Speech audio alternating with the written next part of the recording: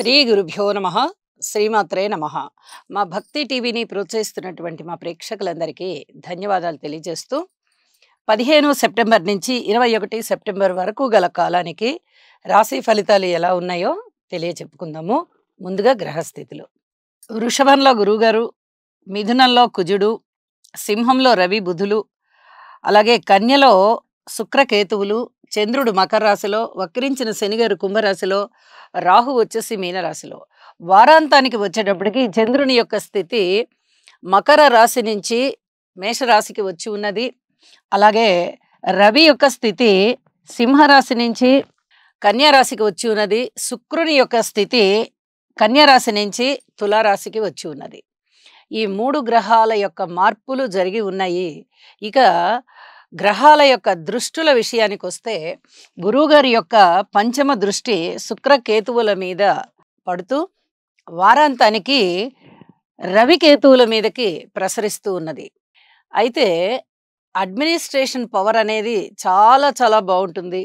ఆధ్యాత్మికత ప్రజలలో బాగా పరిఢవిల్లుతుంది. ఇలా అనేక రకాలైన మంచి మార్పులు ఉంటాయి. అలాగే ఇక్కడ శుక్రాచార్యుల మీద దృష్టి కూడా అలాంటిదే. ఆదాయానికి ఇబ్బంది ఉండదు, ఆరోగ్యానికి ఇబ్బంది ఉండదు, చక్కటి ఆలోచనలకు ఇబ్బంది ఉండదు. ఇలాగా ఇక్కడ కూడా చాలా మంచి మార్పుల్నే ఇస్తూ ఉన్నది. ఇక శనిగారి యొక్క దృష్టి రవి బుధుల మీద ప్రసరిస్తూ కొంచెం రాజకీయంగానూ ఇబ్బంది కలగజేస్తోంది. అలాగే అనారోగ్య సమస్యల్ని కూడా సూచిస్తోంది. ఇటువంటి పరిస్థితి కనిపిస్తూ ఉన్నది. ఇక శనిగారి యొక్క దృష్టి ఒక బుధుడి మీద మాత్రమే సంచరిస్తూ ఉంది వారాంతంలోకి వచ్చేటప్పటికి. మరి ఇక్కడ ఎలాంటి ప్రాబ్లమ్స్ ఏమన్నా ఉంటాయా అంటే మెడికల్ పరంగా చిన్నపాటి ఇబ్బందులు కనిపిస్తూ ఉన్నప్పటికీ మెడిసిన్స్ పరంగా ఈ అనారోగ్యం విషయంలో మటుకు ఇంకా కొంచెం అనారోగ్యం వెన్నాడుతూ ఉంటుంది. ఇవే గ్రహ స్థితులు జన్మజాతకాలలో ఉన్నవారికి ఇలాంటి ఇబ్బందికరమైన లక్షణాలు ఉండడానికి అవకాశం ఉంది తప్ప ప్రతి వారికి ఉంటాయి అని చెప్పడానికి లేదు.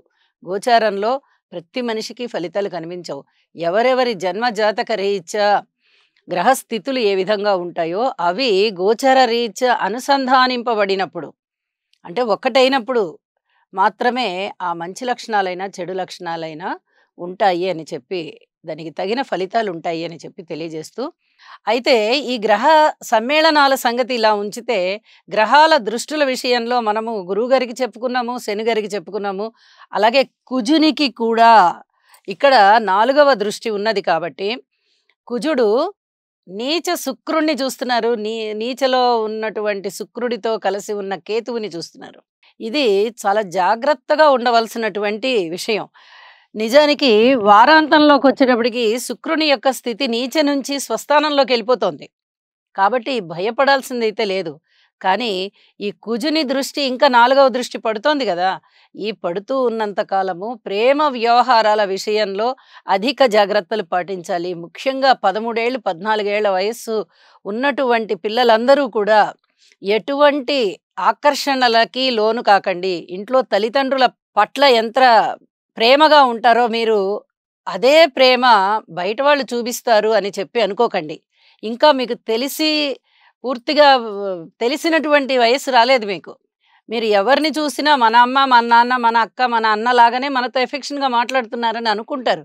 కానీ ఆ వయసు పిల్లలతో ఎవరైనా సహజంగానే ప్రేమగా మాట్లాడతారు. అన్నంత మాత్రాన నిజమైన ప్రేమ కాదు. అందులో కొంతమందికి మోసపూరితమైన ప్రేమ ఉంటుంది. ఇది గ్రహించుకోవడానికి మీకు కొన్నాళ్ల సమయం పడుతుంది కాబట్టి ఎవ్వరి పట్ల ఆకర్షితులవ్వద్దు. అలాగే తల్లిదండ్రుల విషయానికొస్తే మీ పిల్లల పట్ల కూడా మీరు చాలా శ్రద్ధగా ఉంటూ ఉండండి. ఇక్కడ ప్రేమ వ్యవహారాలు కొంచెం బెడిసి కొట్టే పరిస్థితి, ప్రేమ పేరుతో ఎవరైనా ఆడపిల్లలు, మగపిల్లలు కొంత వేధింపబడే పరిస్థితి కనిపిస్తూ ఉంది కాబట్టి ఈ విషయంలో చాలా జాగ్రత్తగా ఉండవలసిందిగా సూచన చేస్తూ ఉన్నాను. మనము ఇప్పుడు రాసుల్లోకి వెళ్దాము. మకర రాశి. మకర రాశి వారికి 15 సెప్టెంబర్ నుంచి 21 సెప్టెంబర్ వరకు గల కాలానికి గ్రహస్థితులు ఏ విధంగా ఉన్నాయి అంటే 5 గ్రహాల యొక్క స్థితులు చాలా చాలా అద్భుతమైన ఫలితాలను ఇస్తున్నాయి. రాశిలో ఉన్నటువంటి చంద్రుడు, తృతీయంలోని రాహువు, అలాగే పంచమంలోని గురువుగారు, 9వ స్థానంలోని శుక్రాచార్యుల వారు.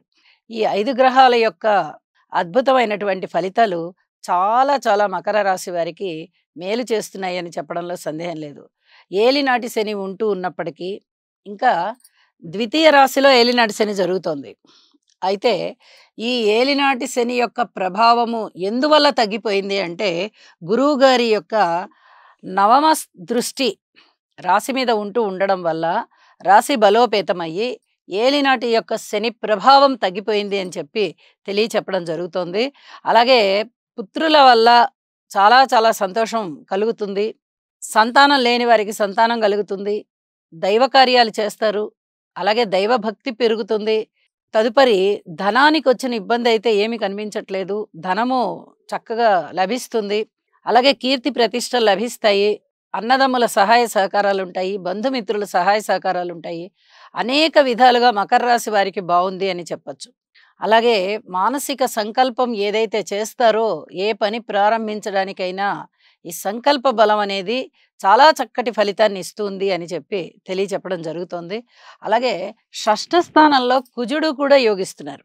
మాతృవర్గ రీత్యా బావుంటుంది. స్థిర చిరాస్తుల వృద్ధి రీత్యా బావుంటుంది.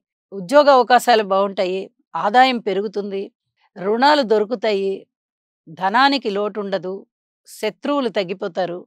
ఆరోగ్యం మెరుగవుతుంది. ఎన్నో విధాలుగా బావుంది అని చెప్పి తెలియచెప్పడం జరుగుతుంది. అలాగే నవమ స్థానాల్లోని శుక్రాచార్యుల వారు కూడా చాలా చక్కగా యోగిస్తున్నారు. ప్రేమ వ్యవహారాలు కూడా ఫలించడానికి అవకాశం ఉంది. పెద్దలకి ఎప్పుడెప్పుడు చెప్దామా అని ఎదురు చూస్తున్న వారు చక్కగా పెద్దలకి చెప్పి ఒప్పించుకోండి అని చెప్పి తెలియజేస్తున్నాను. వారాంతంలోకి వచ్చేటప్పటికి శుక్రాచార్యుల వారు దశమ స్థానంలోకి వచ్చి మరింతగా యోగిస్తున్నారు. ఇక్కడ కూడా శుక్రాచార్యుల వారి పరిస్థితి చాలా చాలా బాగుంది.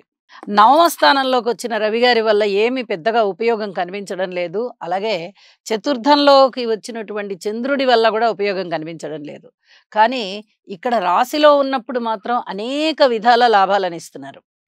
అనేక విధాలుగా మృష్టాన్న భోజనాలు, విందు వినోదాల్లో కాలక్షేపం చేయడము, శుభకార్యాల నిర్వహణ చేసి ప్రశంసలు అందుకోవడము, ఇలాంటివన్నీ కూడా చాలా చాలా బాగున్నాయని చెప్పి తెలియజేయడం జరుగుతోంది.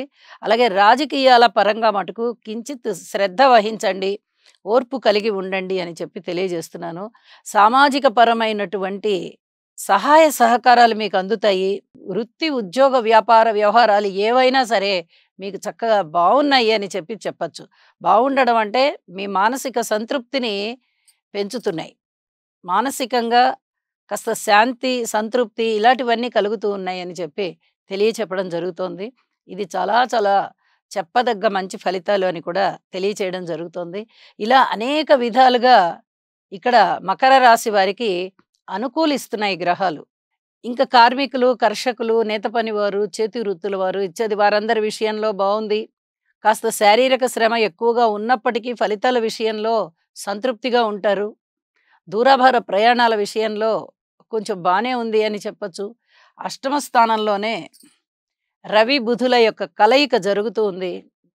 కీర్తి ప్రతిష్టలైతే ఖచ్చితంగా ఉంటాయి అని చెప్పి తెలియచెప్పడం జరుగుతోంది. సంతాన విషయంలో సంతృప్తిగా ఉంటారు. మాతృవర్గ రీత్యా ఓర్పు కలిగి ఉండండి అని చెప్పి మరొకసారి సూచన చేయడం అవుతోంది. ఏ విధంగా చూసినా బానే ఉన్నప్పుడు ఎక్కువ ఆందోళన పడాల్సిన పని లేదు. భగవంతుడికి ఒక నమస్కారం చేసుకుని ఒక్కసారి కృతజ్ఞతాపూర్వకంగా నవగ్రహ స్తోత్రాలు చదువుకోండి రోజుకి. బావుంటుంది. అలాగే చంద్రుడు చతుర్థ స్థానంలోకి వచ్చారు. అంత పెద్దగా మేలైతే కనిపించడం లేదు అని చెప్పి తెలియజేస్తూ, వార ప్రారంభంలోనే ఉన్న ఫలితాలు మీరు వారాంతంలో కూడా అవే ఫలితాలు కొనసాగుతాయి అని భావించండి. చెప్పిన పరిహారాలు చేసుకోండి. ఓర్పు కలిగి ఉండండి. జరిగే మంచంతా గురుబలం వల్ల చాలా చక్కగా జరుగుతూ ఉన్నది కాబట్టి గురువుగారికి స్తోత్ర పారాయణాలు చేయండి అని చెప్పి తెలియజేస్తూ నమస్కారం.